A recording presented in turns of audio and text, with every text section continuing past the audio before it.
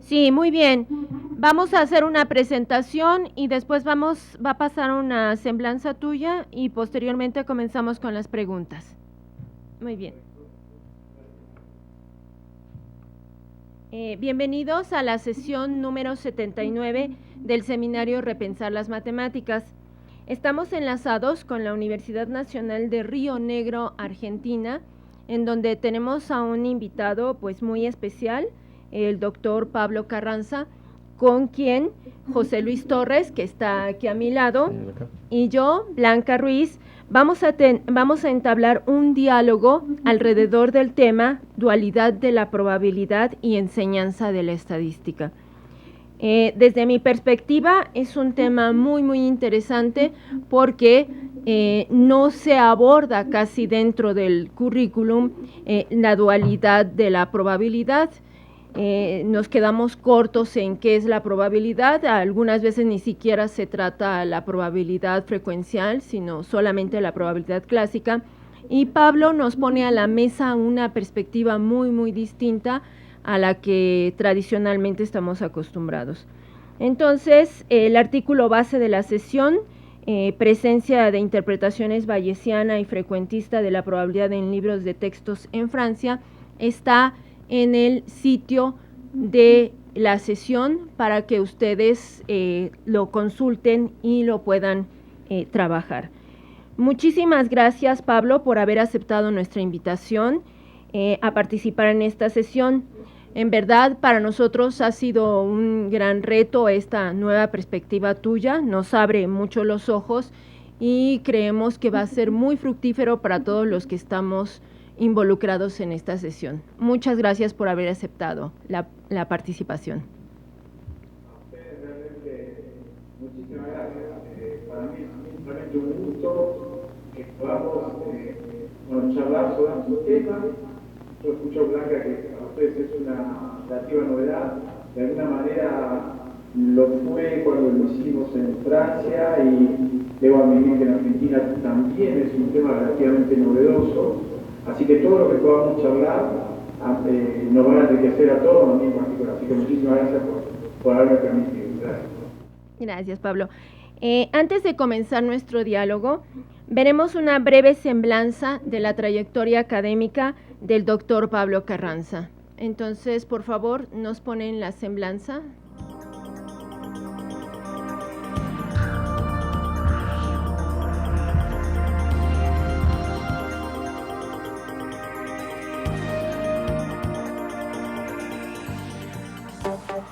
Egresado de la Universidad Nacional de Río Negro en la Patagonia, Argentina, y con maestría y doctorado en la Universidad Diderot de París, Francia, el doctor Pablo Fabián Carranza, de nacionalidad argentina, ha dedicado su pasión por las matemáticas a su estudio y docencia. Su formación académica se definió por su tesis La dualidad de la probabilidad y la enseñanza de la estadística, investigación que le permitió obtener el título de doctor en didáctica de la matemática. Su título a nivel superior fue de profesor en matemática bajo la investigación y desarrollo del ensayo La enseñanza de la estadística. Su quehacer como docente en la Universidad Nacional de Río Negro le ha permitido impartir las asignaturas de Estadísticas para Ingeniería en Alimentos, Estadística para Comercio Exterior y Estadística para Geología. Cabe señalar, además, que se desempeña en la formación de becarios, así como jurado de tesinas, tesis y trabajos finales en áreas de maestrías, doctorados y postdoctorados en diferentes universidades de su país natal. Es miembro activo del Comité Académico de Doctorado en Enseñanza de Ciencias Exactas y Naturales de la Universidad Nacional de Comahue, Argentina. En cuanto a su producción literaria, ha participado en publicaciones científico-tecnológicas relacionadas con la formación de profesores de matemática mediante procesos de medios virtuales, así como al uso de nuevas tecnologías para la enseñanza de la matemática y la estadística a nivel secundario y al estudio de las posibilidades de proyectos interdisciplinarios vinculados con problemáticas de la comunidad. El mundo de las matemáticas no es un lugar aburrido en el que estar. Es un lugar extraordinario. Merece la pena pasar el tiempo allí y el doctor Pablo Carranza lo sabe y lo demuestra con su quehacer en el universo de las ciencias exactas al exponer que con números se puede comprobar cualquier cosa. Como ya saben quienes han seguido las sesiones del seminario, tenemos un foro en el cual pueden plasmar las inquietudes acerca de la temática que estemos tratando, en este caso en esta sesión sobre la dualidad de la probabilidad. Y también hacer llegar sus inquietudes un poco después de la sesión, si es que tuvieron alguna dificultad para poderla seguirla durante su transmisión. Sin más, comencemos este diálogo. Pablo, de tu artículo me llama mucho la atención que te ocupas principalmente de dos significados de la probabilidad y argumentas que esos significados están vinculados con el papel de la probabilidad en la estadística.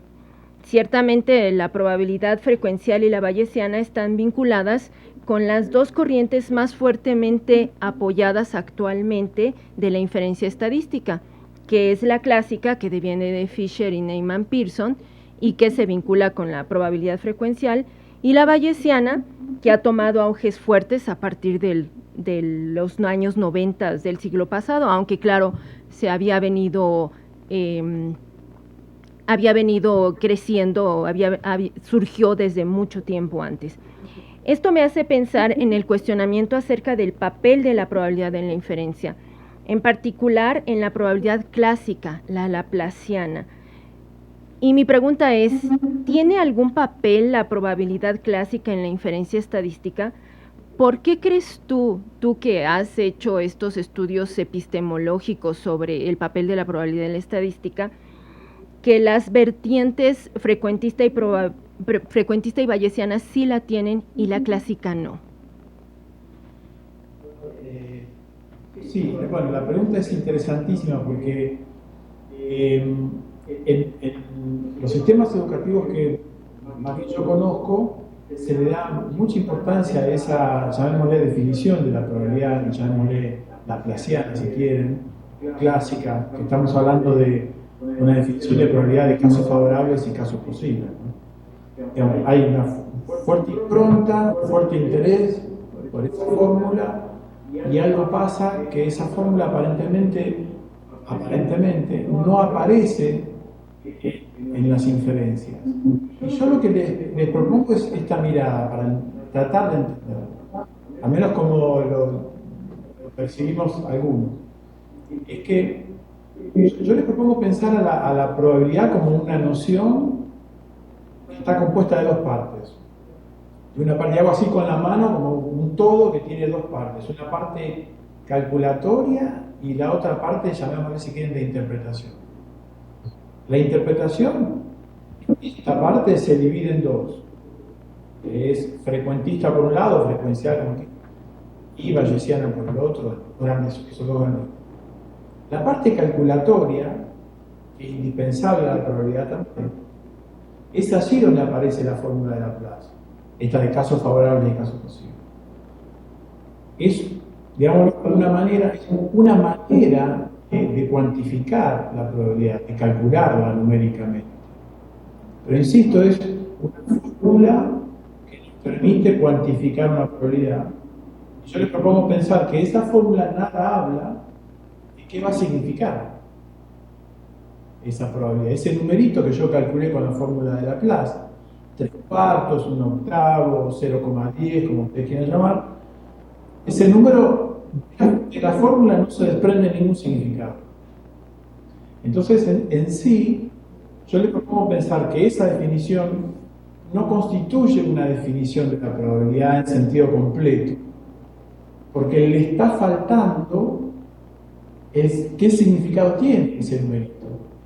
Y que en estadística la probabilidad tiene un significado. Y esto tiene que ver con muchos argumentos. ¿Por qué tiene que tener un significado?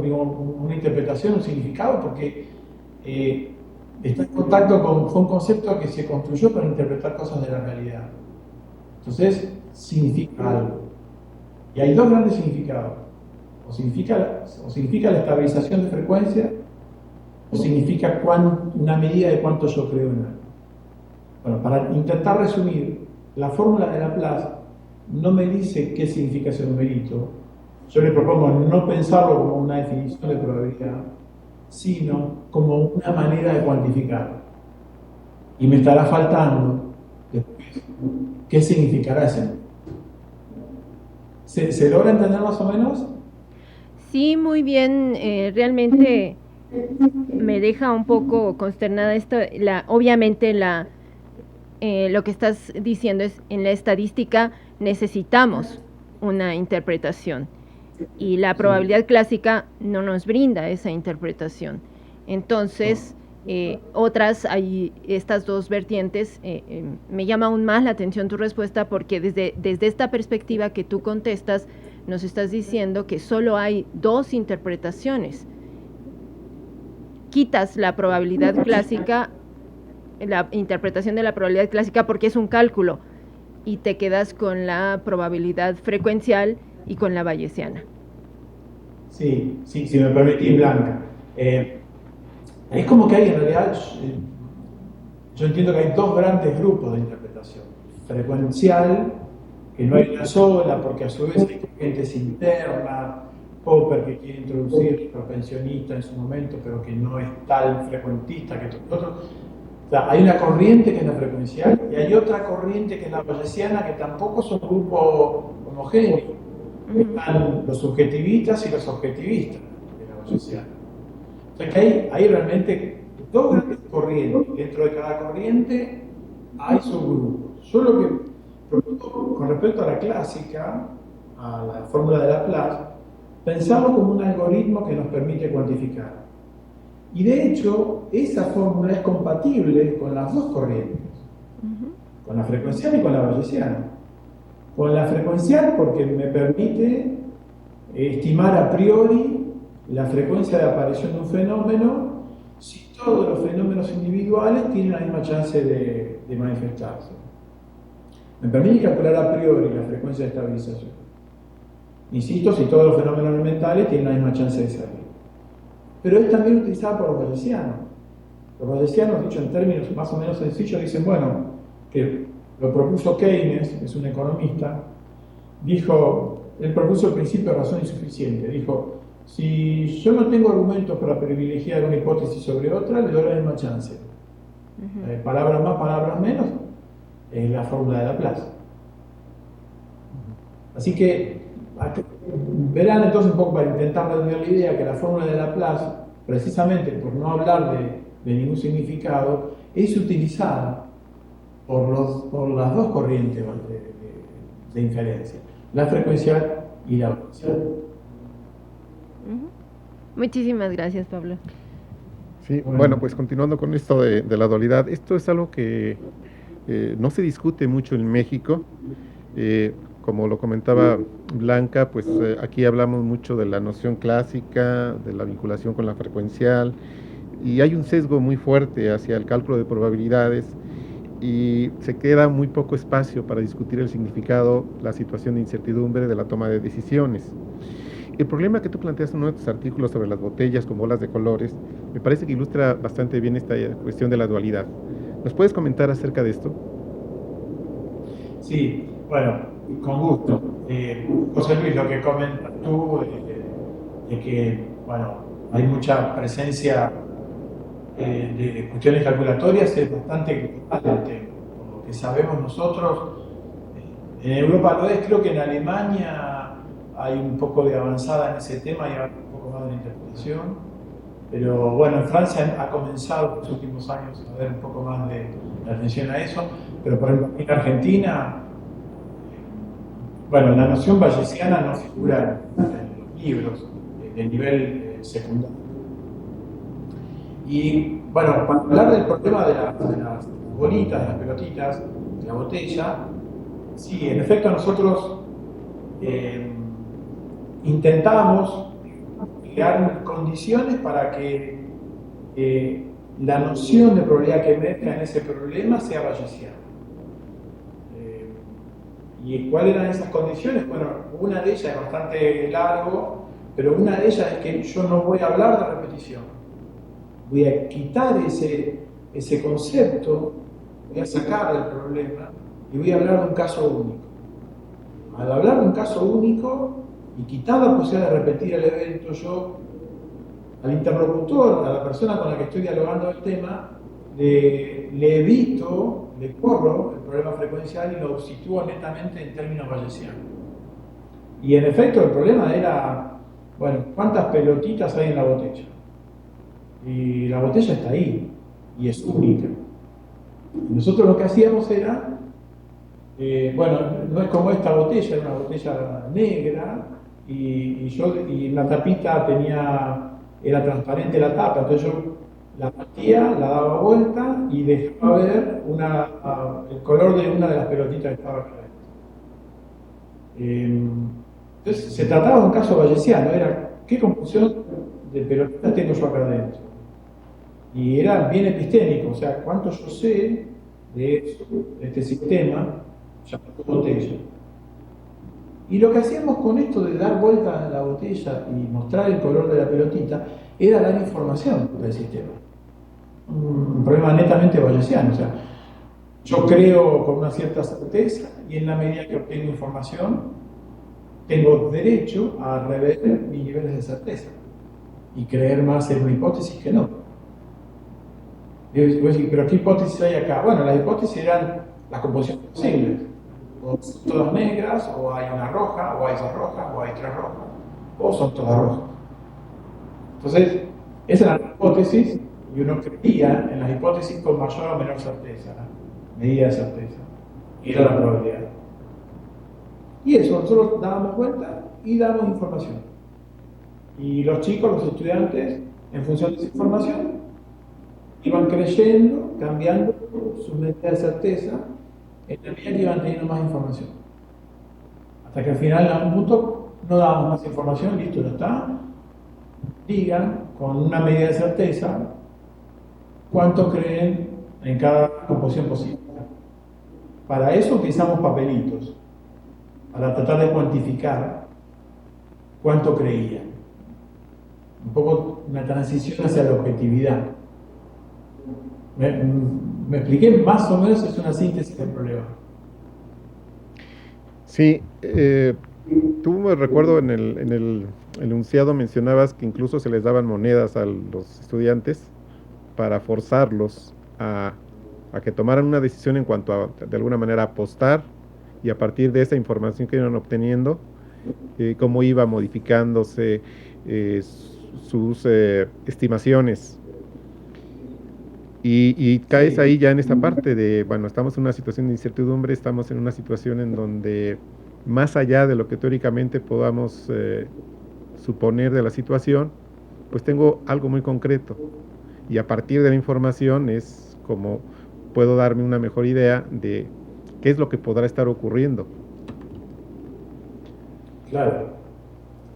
Sí, el tema del uso de las monedas resultó para nosotros un poco controvertido.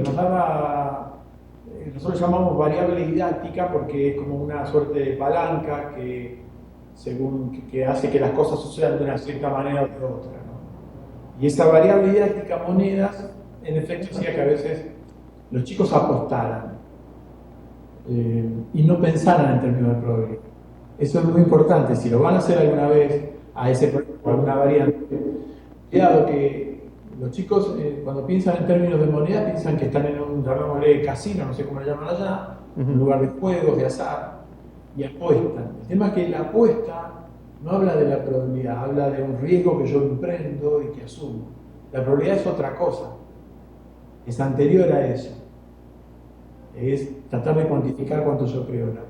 Entonces, los estudiantes a veces se confundían. ¿Qué representaba esa moneda? ¿Representaba una apuesta o representaba cuánto yo creo? Bueno, entonces yo aconsejo no usar las monedas hoy en día y definir muy bien en conjunto con los alumnos qué significan los papelitos. Los papelitos no son una apuesta, son cuánto yo creo en algo. El tratar de cuantificar es previo a la cuantificación de la probabilidad. Pero yo trato ya de buscar un soporte para manifestar cuánto yo creo. Sí.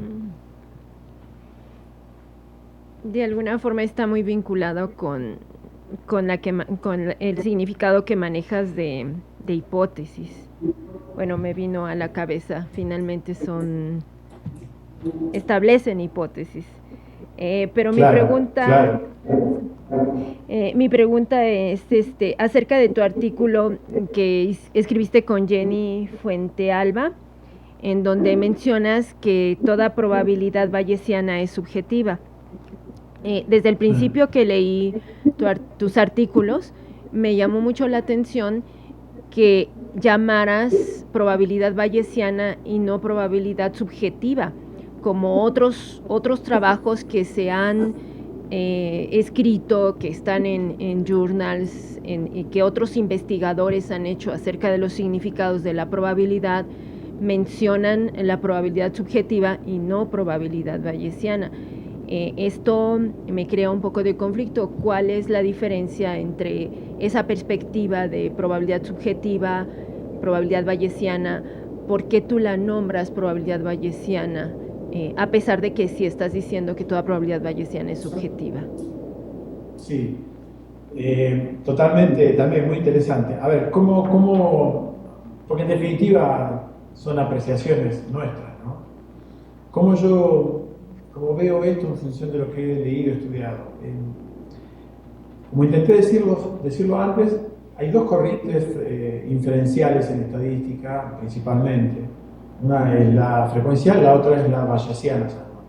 Dentro de la bayesiana hay dos corrientes, la objetivista y la subjetivista.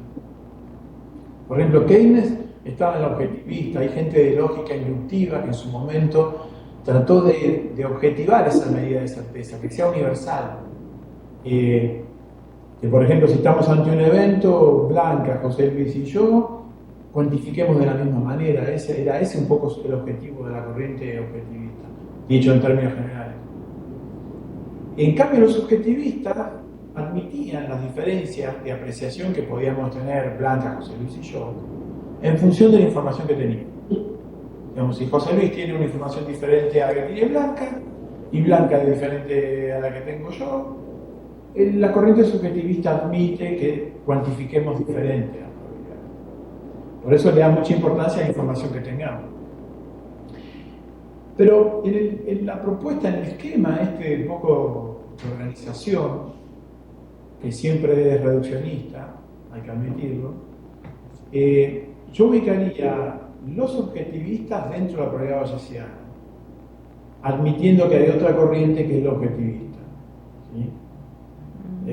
Entonces, los subjetivistas, la probabilidad subjetiva es bayesiana con la salvedad de que se admite esto, de que dos o más personas pueden tener una apreciación diferente respecto a la cuantificación de la probabilidad.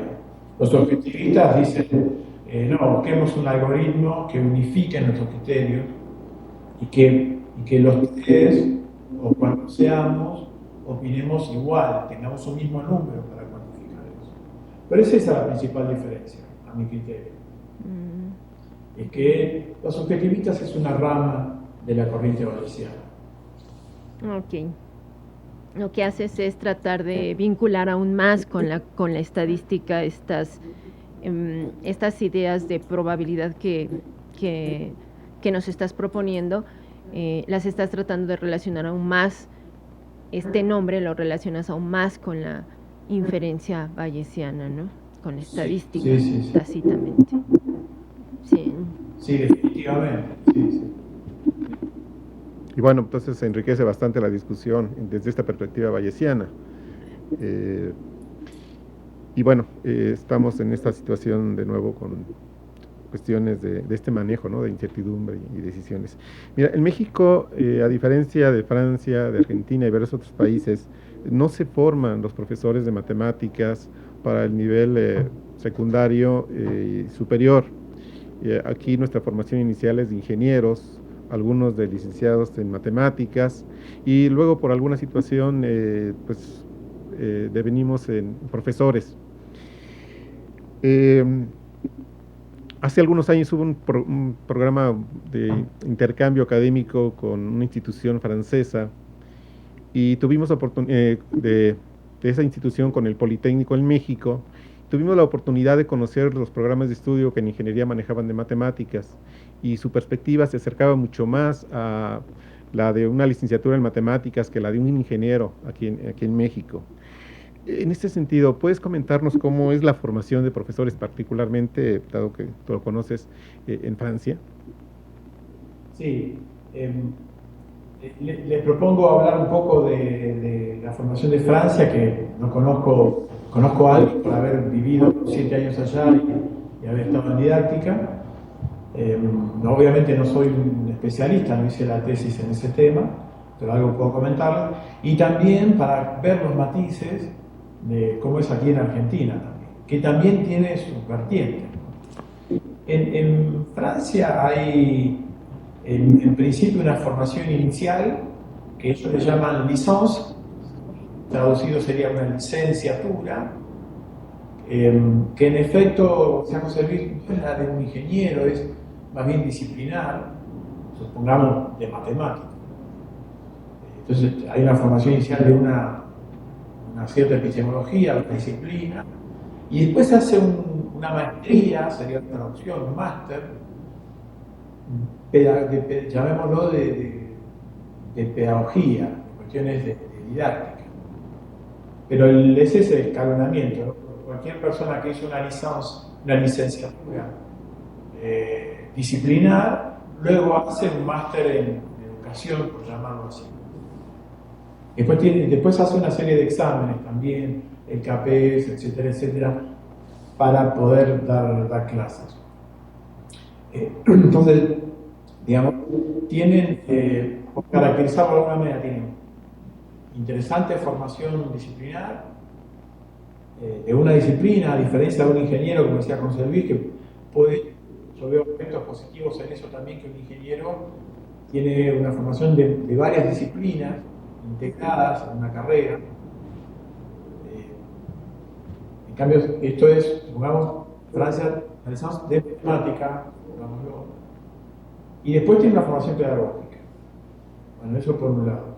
Ahora, por ejemplo, en Argentina, la formación de profesores es, a ver, por un lado, en la práctica hay muchos colegas trabajando en las escuelas de nivel medio que también son ingenieros,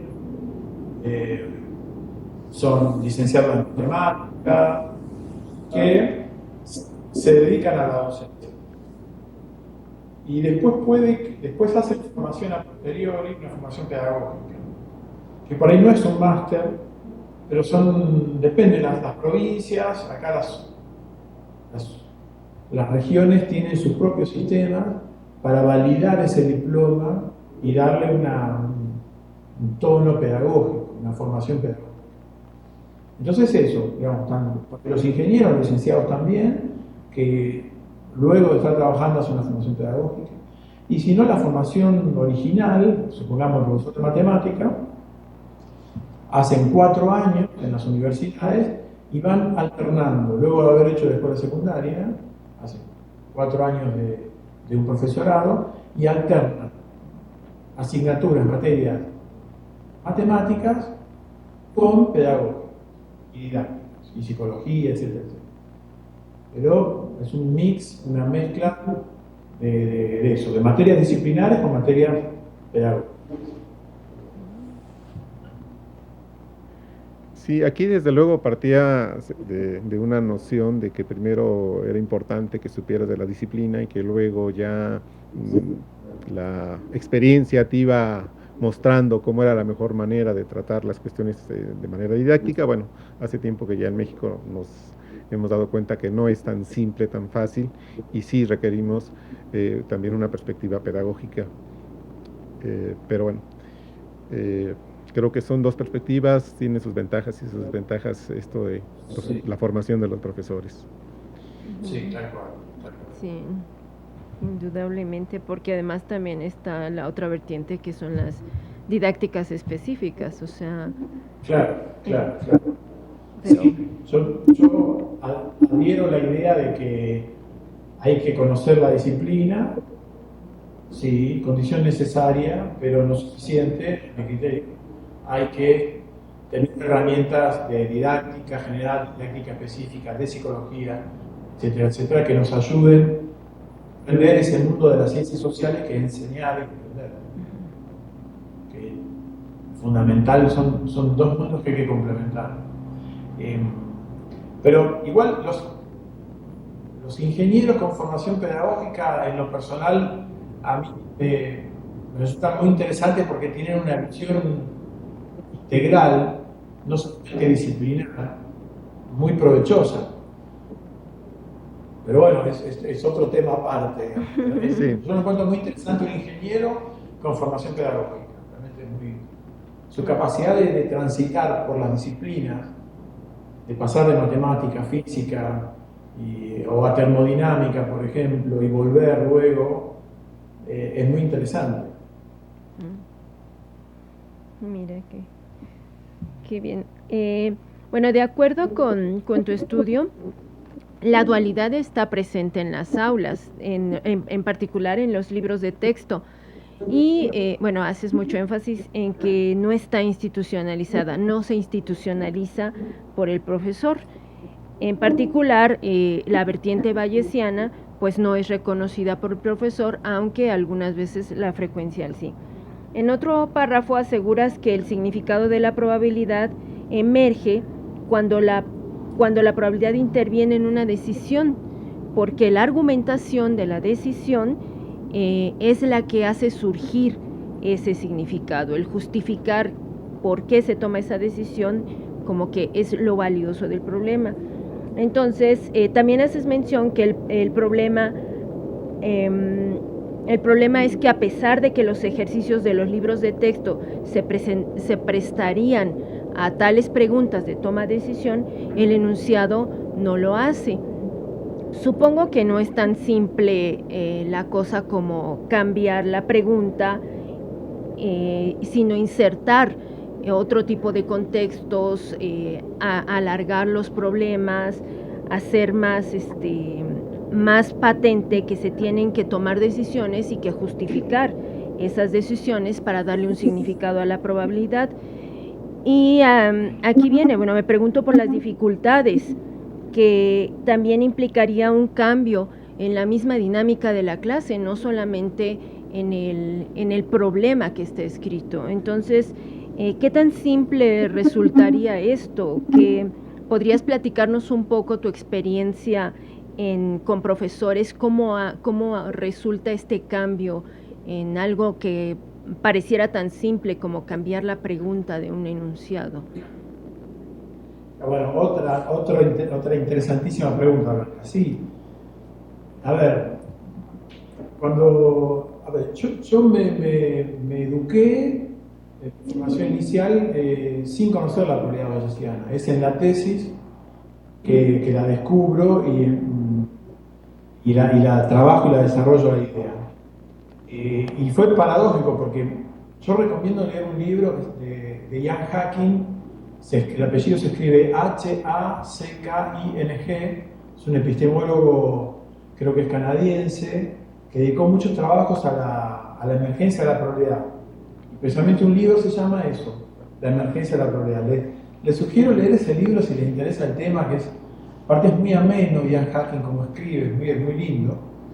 Les sugiero leer eso. Cuando yo leí ese libro por primera vez, decía, claro, la dualidad la probabilidad nació dual, sobrevivió dual a través de los siglos y está dual hoy en día. Entonces yo me decía, si nace dual y vive dual, ¿puedo yo cortarla en un aula así, separar las dos interpretaciones y solamente trabajar la frecuencial?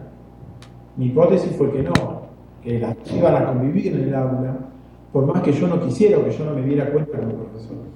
Entonces el trabajo que hicimos fue ver cómo está esa dualidad de la probabilidad en los libros de texto. Y en efecto, hicimos un estudio estadístico con 30 y pico de variables que trataban de caracterizar los problemas y en efecto comprobamos que la dualidad estaba subyacente. Era paradójico porque estaba, el profesor a veces ni sabía ese concepto Decíamos, pero ¿cómo lo resuelve si no sabe? No despectivamente, decíamos, pero ¿cómo? Él no lo aprendió, así como yo tampoco lo había aprendido. ¿Cómo? Si el problema es bayesiano, ¿cómo lo resuelve el tema? Claro, entendimos y salía en el estudio estadístico que los problemas bayesianos terminaban en el aspecto calculatorio, sin abordar la parte de interpretación.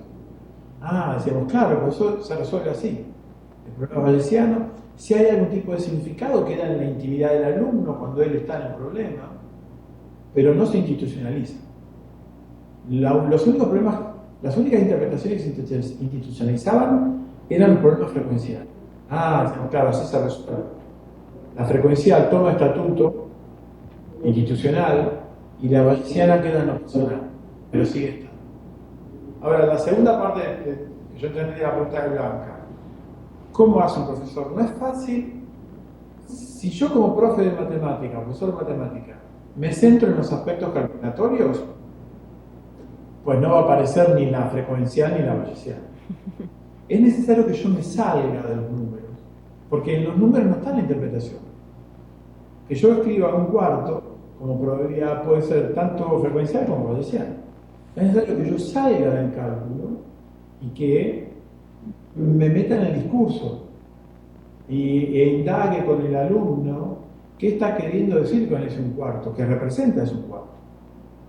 Y una manera de que eso emerja, de que el discurso emerja, salga a la luz, es con problemas decisionales.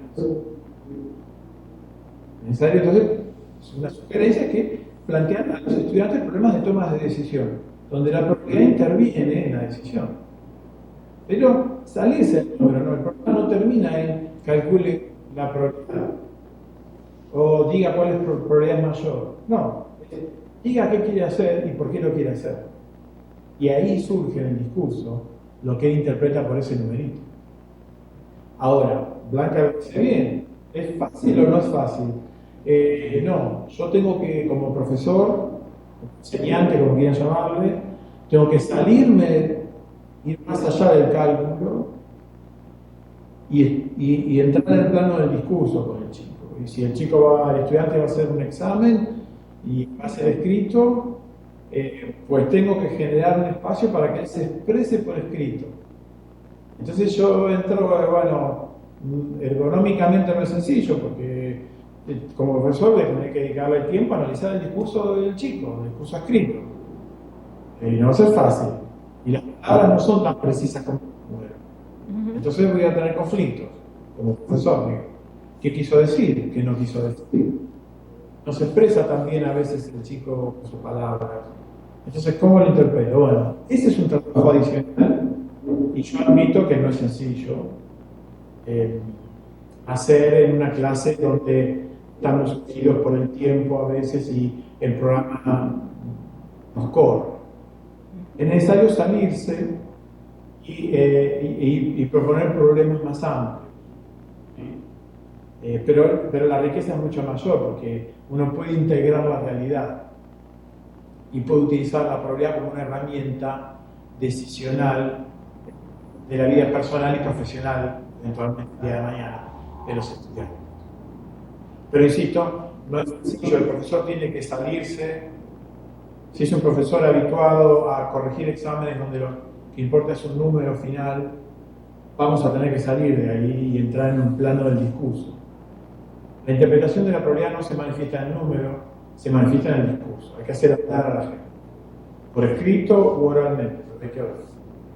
Claro, la educación sería mucho más rica, sería mucho más fructífera, más útil, pero pues el reto sería grande para el profesor y para el mismo chico que no está tan acostumbrado a tener ese discurso, digamos, esa forma de ver los números, las matemáticas, la probabilidad. Sí. También sería difícil un poco para los mismos estudiantes. Pero... Sí, perdón Blanca, yo creo que en efecto tienes mucha razón, y agrego, pero lo dijiste, en una clase de matemática es difícil, porque tenemos una tradición de formación y de hábitos del ecosistema escolar que hacen que números, cálculos, algoritmos, demostraciones. Son cuestiones más bien simbólicas las que miramos numéricas. Pero a veces pasa que cuando nos integramos como profesor de matemática a un proyecto con otra disciplina, el discurso está más presente.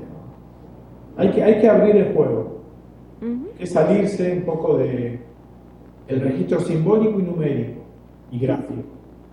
Y hay que ir al registro del discurso, el coloquial. Claro.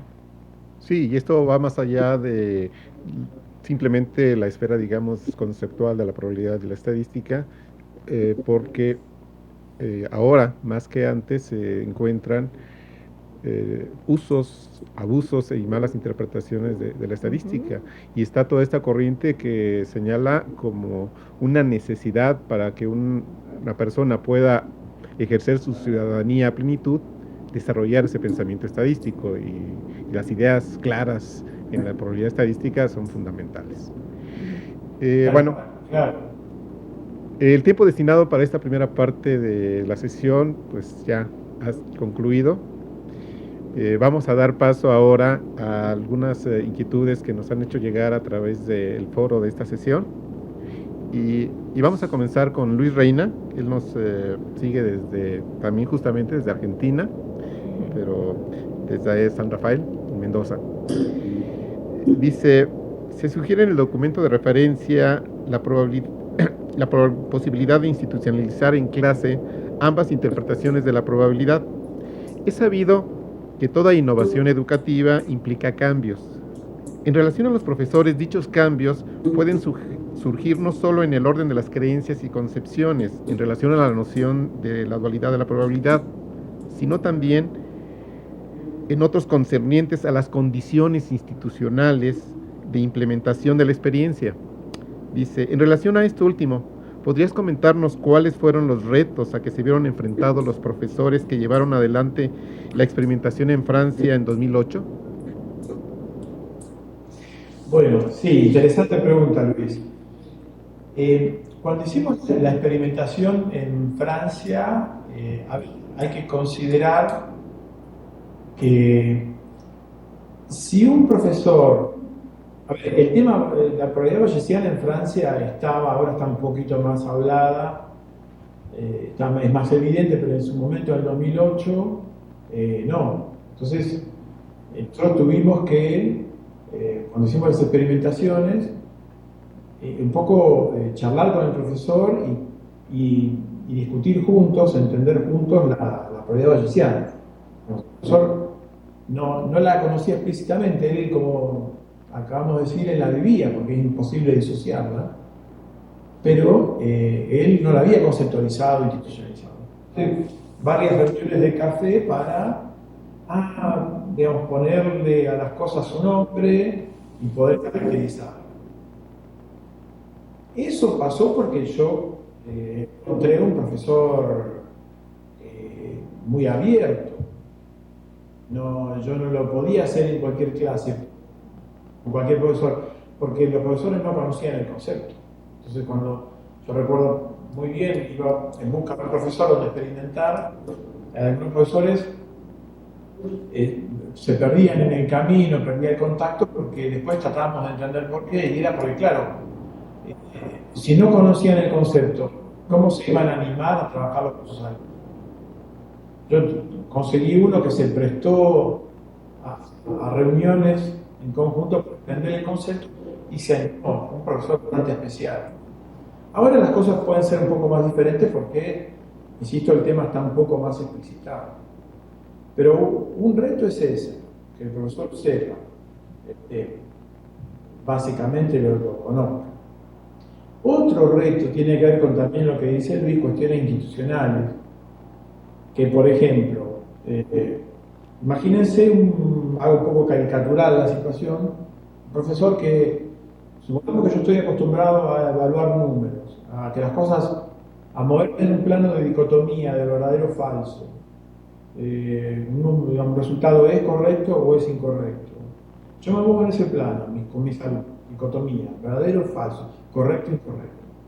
Cuando yo entro a probabilidad bayesiana, y un alumno cuantifica diferente a otro.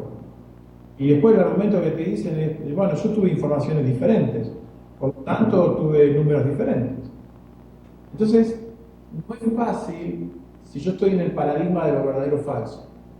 Es necesario que yo salga de ese paradigma y me plantee, me ubique más que nada en el plano de lo posible y no de lo dicotómico como verdadero o falso. Entonces, ese es otro gran problema, no para todos, pero para algunos profesores, digamos, que tienen concepciones o que tienen hábitos de clase así dicotómicos.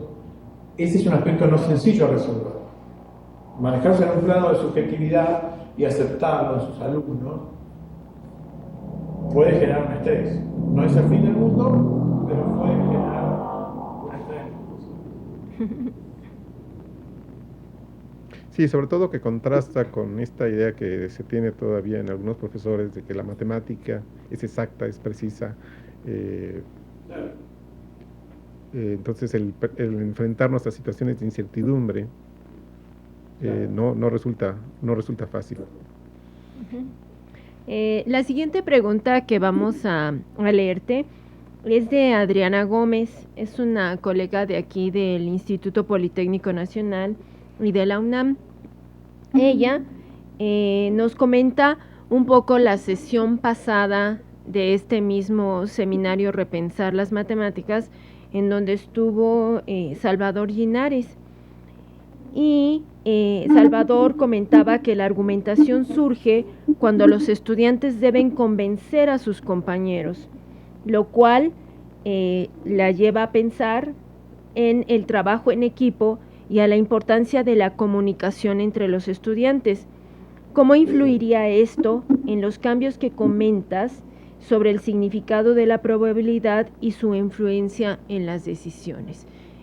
Es decir, hay aquí lo que ella está tratando de decir es que si realmente esta argumentación que ya mencionamos anteriormente debe ser trabajada dentro de los mismos estudiantes o con los profesores. ¿Cómo cambiaría la dinámica de la clase? Mira, a ver, también, excelente pregunta, porque ese fue llamémosle un cuello de botella que tuvimos, un nudo, cada vez que hacemos estas experimentaciones sobre probabilidad bayesiana. Bueno, no sé si voy a responder a la pregunta exactamente, porque al escucharla me vinieron a la mente problemas que hemos tenido cuando hacemos estas experimentaciones. ¿A qué me refiero? Nosotros, en nuestro diseño del problema con los estudiantes, nosotros los ponemos a trabajar en grupo y que ellos traten de buscar, en algunos casos, ¿no?, trabajar en grupo y que traten de buscar colectivamente una decisión a tomar. Y nosotros suponíamos que en esa discusión colectiva iban a surgir los argumentos y las cuestiones vinculadas a la probabilidad de los fenómenos, de las hipótesis, iban a emerger en el grupo. O sea, iba a surgir el término probabilidad en la discusión del grupo. Lo que es interesante, y no muy grado, pero muy interesante, que los grupos tienen una dinámica psicológica que hace que a veces los argumentos, digamos, un argumento no gana por su peso lógico, sino que tiene que ver con la personalidad de quien lo emite. Entonces nosotros nos confrontamos a situaciones donde, por ejemplo, había chicos que tenían muy buenos argumentos, que eran lógicos, pero eran abandonados, no lograban ser rebatidos ni refutados, eran abandonados por el grupo, por la personalidad del otro que emitía ese otro argumento. Entonces dominaban no por el peso de los argumentos, sino por la personalidad, por el lugar que ocupaban en el grupo. Entonces a veces nos caían esas pretensiones de debate, porque los chicos elegían por otras cuestiones. Inclusive una cuestión muy interesante también que nos surge a veces es que nosotros llamamos, hay dos tipos de grupos cuando se ponen a debatir. los indeterministas y los deterministas. Es muy común que el grupo de los deterministas gane una discusión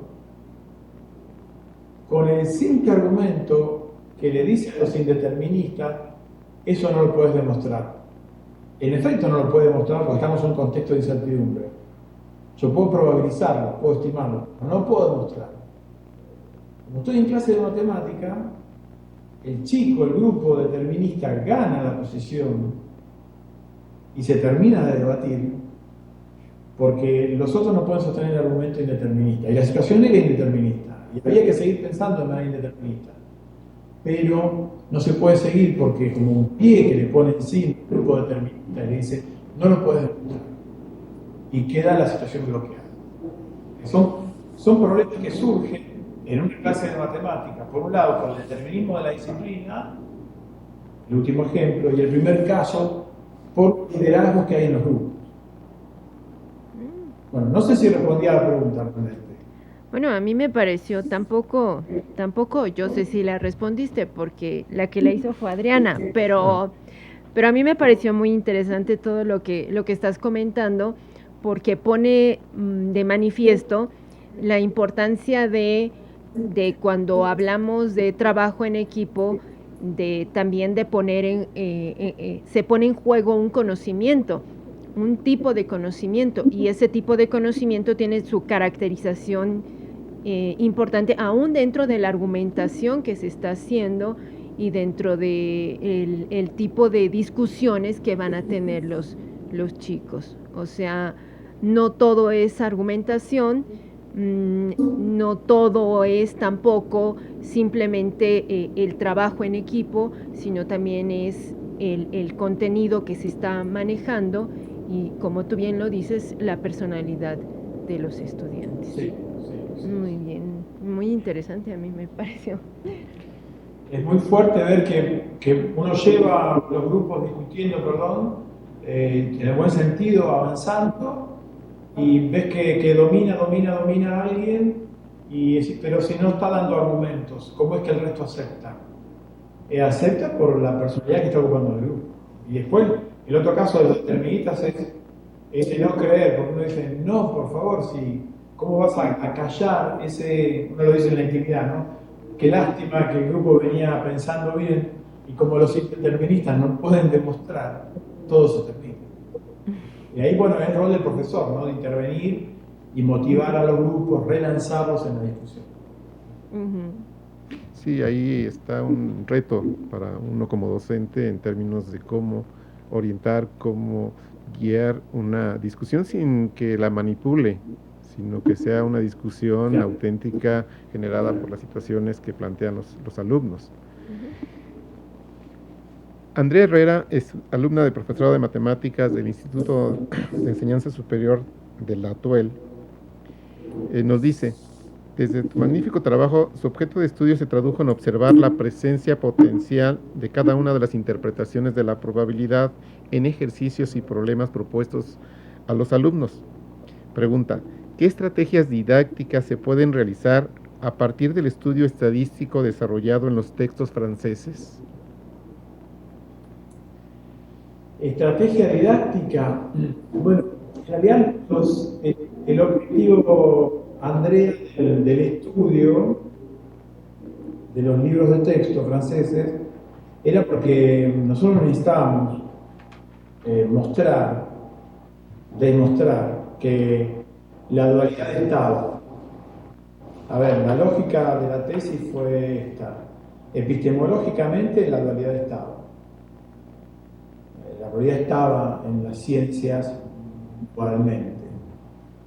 Nosotros, y veíamos como una foto, epistemológicamente están las dos probabilidades, y en el sistema escolar emerge una sola.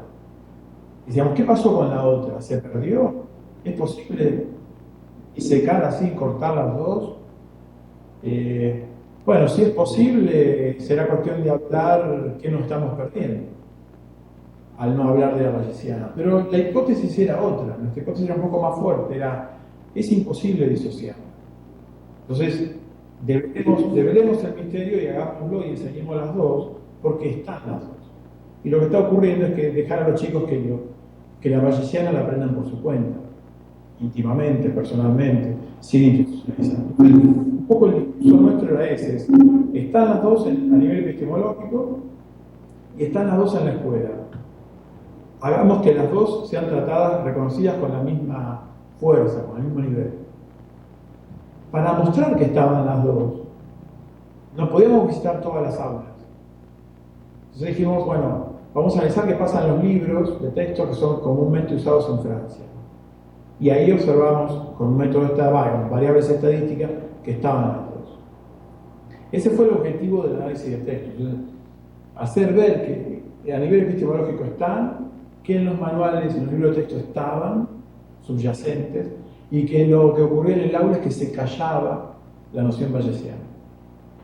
Ese, entonces, insisto, fue el objetivo nuestro. Ahora, ¿qué utilidad didáctica tendría? Bueno, hay un potencial en los libros de texto muy grande, porque hay un montón de problemas bayesianos, hay muchos. Lo que hay que hacer es algunas modificaciones y que los problemas no terminen en el aspecto calculatorio únicamente, sino darle un contexto de interpretación. Pero una idea de eso es reformular esos problemas y agregarle situaciones decisionales. Si, por ejemplo, yo voy a trabajar con dados, por dar un ejemplo sencillo, eso está inserto en una acción a decidir. Si sale par, yo hago tal cosa; si sale impar, yo hago tal otra. Pero ir más allá del plano calculatorio y entrar en el plano decisional, que es el lugar donde vive naturalmente la probabilidad. La probabilidad no fue hecha como un hobby creo un número, ya está ahí. No, yo creo ese número porque yo necesito actuar, necesito decidir en contextos de incertidumbre. Entonces, ese numerito me ayuda a cuantificar cosas. Entonces es eso. Yo tomaría cualquier problema de los libros de texto y lo ayornearía, le agregaría situaciones de toma de decisión. Y ahí va a cobrar sentido la interpretación de la probabilidad. Y además lo que llama la atención en eso es que, de acuerdo con tu estudio, surge de manera natural. O sea, surge mucho más naturalmente que digamos, los ejercicios calculatorios con los axiomas que se dan, ¿no? Que normalmente se piden. ¿Sí? Una acotación, yo diría que el 99% de nuestras situaciones de la vida diaria son de incertidumbre. Sí. Pertenecen al mundo del indeterminismo. Y vivimos tomando decisiones. Y los hechos probables o improbables por ahí no los cuantificamos formalmente, pero nuestro cerebro vive cuantificando las chances de las cosas. Si yo atravieso una calle, si hay un perro que viene hacia mí, que yo cuantifique, que yo analice el auto que viene por allá, qué chance hay de que me impacte, me atropelle o no, vivimos haciendo esas cosas. Si tal perro me va a morder o no, yo vivo analizando la información de la del perro, si viene corriendo, si no viene corriendo, si muestra sus dientes, no. Que no llegue a formalizarlo con un papel, bueno, pero vivimos en situaciones de incertidumbre. Hay que buscar en la escuela formalizar esos mecanismos.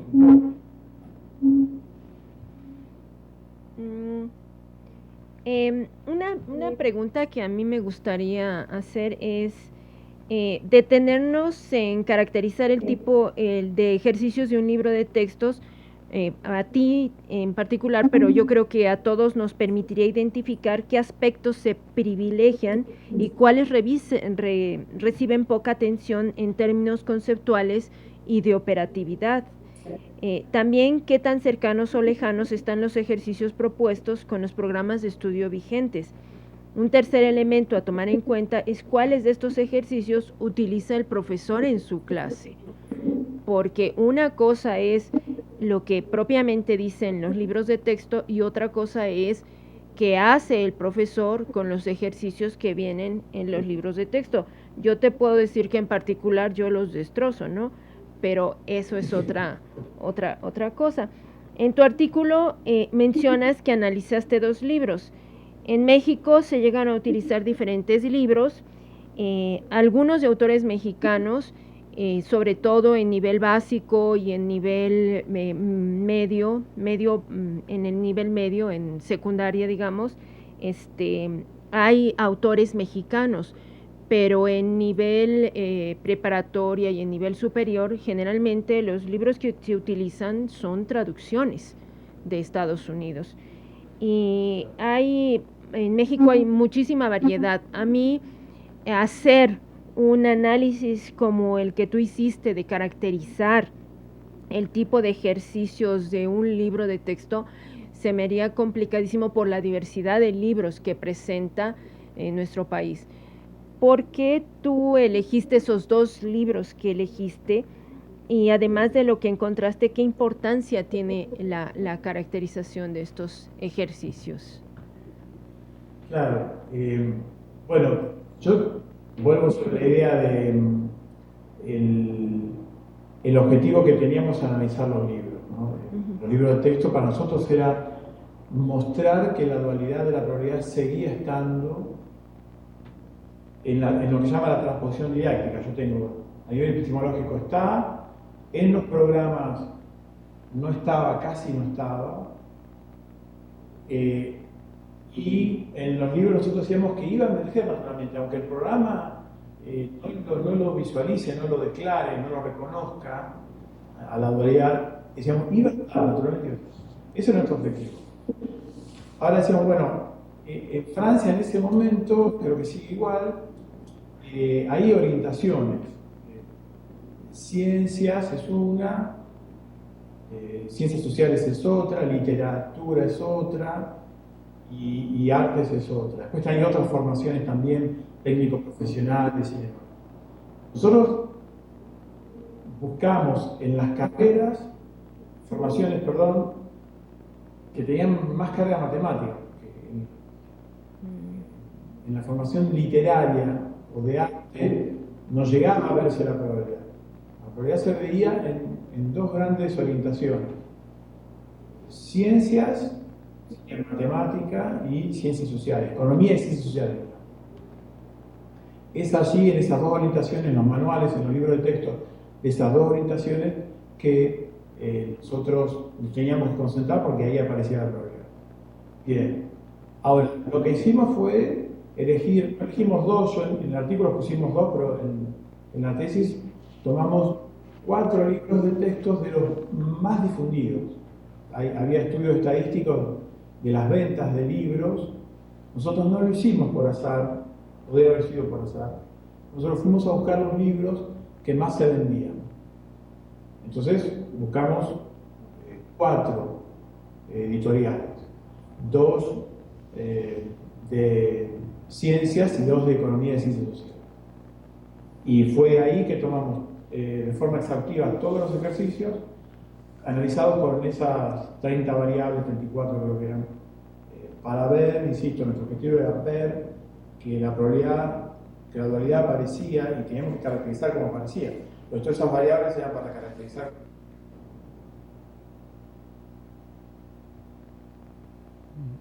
Pero el criterio entonces fue ese, digamos, elegimos 4 de los más vendidos, de los más usados y de las orientaciones donde la probabilidad aparecía en los programas. Muchísimas gracias. José Luis. Sí, Analí Herrera, también estudiante de profesorado ahí en Argentina,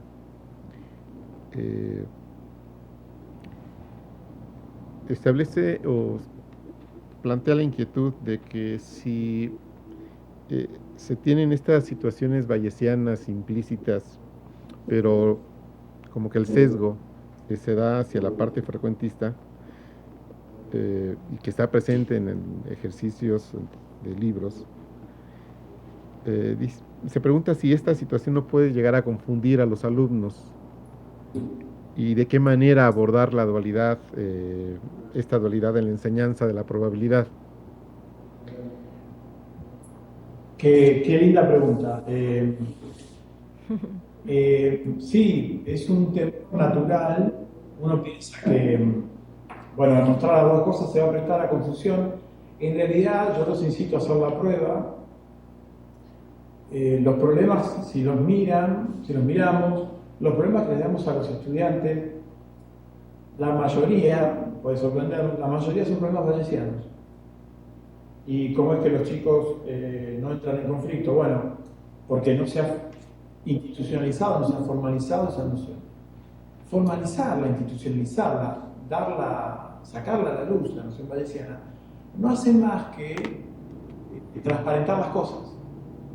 Al alumno, en vez de dificultarle, le ayuda a caracterizar lo que está viendo ya naturalmente.